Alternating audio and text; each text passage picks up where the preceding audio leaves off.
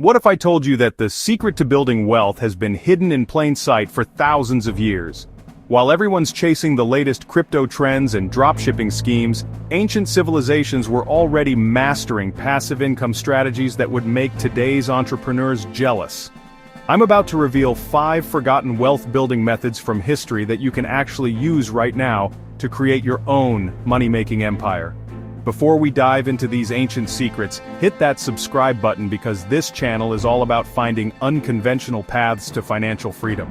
Today's journey will take us from the marketplaces of ancient Rome to the trading posts of medieval merchants, and I guarantee you'll see passive income in a completely different light by the end.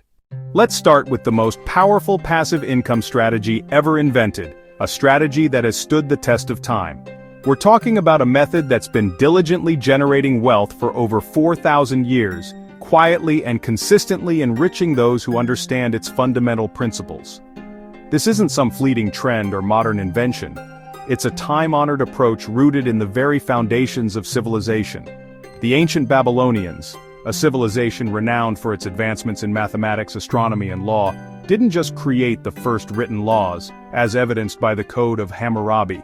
They also perfected the art of land banking, a sophisticated system of wealth creation tied directly to the Earth's bounty. But here's the twist, the crucial element that nobody talks about, the secret ingredient to their success. They weren't just buying land and holding it, passively waiting for appreciation, like modern real estate investors often do. Their approach was far more active, far more strategic. They were actively creating what we now call sophisticated agricultural investment funds, carefully structured to maximize returns and minimize risk. This wasn't just about owning land, it was about cultivating prosperity. Picture this, wealthy Babylonians, recognizing the inherent value of arable land, would strategically purchase fertile land near rivers, the lifeblood of their civilization. Then, instead of simply letting the land sit idle, they would lease it to farmers, skilled agriculturalists in exchange for a pre-agreed percentage of the harvest. But the real genius move, the innovation that set them apart, was that they'd also provide the seeds, the essential tools, and the intricate irrigation systems necessary for successful cultivation. This created a powerful triple revenue stream, not just land rental income, but also equipment leasing fees for the tools and irrigation, and a share of the profits generated from the actual crops themselves. The farmers, in turn, got everything they needed to succeed, the resources and infrastructure to maximize their yields, and the landowners got consistent returns, a steady flow of income, without having to lift a finger in the fields. And the beauty of it is, you can apply this exact same strategy today, thousands of years later, through modern investment vehicles like agricultural REITs or specialized farmland investment platforms. Instead of buying individual properties and managing them yourself, you can invest in publicly traded or private companies that own thousands upon thousands of acres of prime farmland and lease them to experienced farmers. The average annual return on farmland has been a remarkably consistent 7% for the past century, demonstrating its resilience and stability. And it's completely passive income once you're invested, allowing you to reap the rewards without the daily grind. Now let's travel to ancient Rome, where they invented something that would make today's subscription economy look primitive. Roman citizens discovered that owning bathhouses was like printing money. But they didn't stop there. They created the world's first membership-based service economy. These weren't just places to get clean. Roman bathhouses were entertainment complexes with libraries, gymnasiums, restaurants, and even shopping areas. Citizens paid monthly fees for unlimited access, and the owners collected steady income from thousands of members. The brilliant part was that the fixed costs stayed the same whether 10 people showed up or 1,000. The modern equivalent isn't gym memberships or streaming services, it's creating digital communities with recurring revenue. Think about launching a paid Discord server, a premium newsletter, or an online course with monthly coaching calls. The infrastructure costs are minimal, but the income potential scales infinitely. Here's where it gets really interesting. We're about to uncover a fascinating piece of history that has surprising relevance to the modern business world. Get ready to dive deep into the entrepreneurial spirit of an ancient civilization. The ancient Phoenicians, who were basically the entrepreneurs of the ancient world, created what might be the first affiliate marketing system in history. They were master traders, navigators, and innovators, always seeking new ways to expand their reach and influence. They didn't just trade goods, They built networks of local representatives in every port city across the Mediterranean. These weren't just casual business relationships, they were carefully cultivated partnerships designed for mutual benefit and long-term growth. These representatives would promote Phoenician products to their communities and earn commissions on every sale. Think of them as brand ambassadors, spreading the word about the quality and value of Phoenician craftsmanship. But the genius part was that they also recruited other representatives, creating multi-level networks that generated passive income for the original merchants. This innovative approach allowed them to scale their operations exponentially, reaching far beyond what they could achieve on their own. A Phoenician trader could launch a product in one city and watch the profits flow in from dozens of other locations without ever leaving home. It was a truly revolutionary business model for its time, demonstrating a deep understanding of leverage and network effects. Today you can build similar networks through affiliate marketing, but with a twist. The digital age has opened up even more possibilities for creating and managing these kinds of partnerships.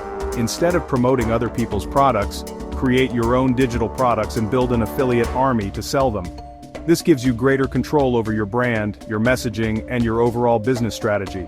The profit margins are higher, you control the entire process, and you can scale globally without shipping physical goods. It's a modern take on an ancient strategy, perfectly adapted for the digital world. The ancient Chinese developed an approach to commerce and investment that's not only fascinating but also incredibly insightful. It's a testament to their ingenuity and understanding of interconnectedness. This approach is so different from what we often see today, it's absolutely mind-blowing. During the Tang Dynasty, a golden age of prosperity and innovation, wealthy merchants pioneered a unique system. They created what they called silent partnerships, with skilled craftsmen and talented artists. This was a time of great cultural and economic flourishing, and these partnerships were a key part of it. These merchants would provide the necessary capital, funding the operations and supplying the raw materials needed for production. Meanwhile, the artisans provided their invaluable skills, expertise and labor to create exquisite goods.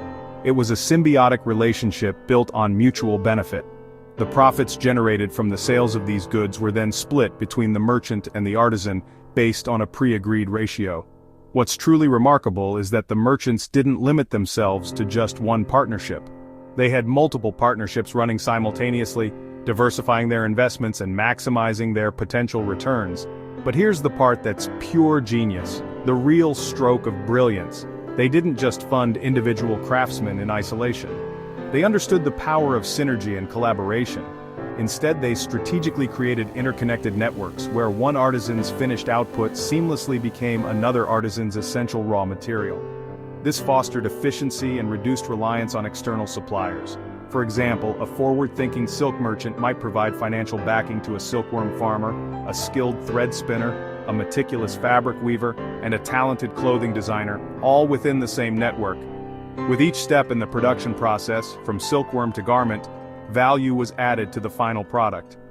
The merchant, by investing in the entire chain, collected profits from every stage, maximizing their overall return.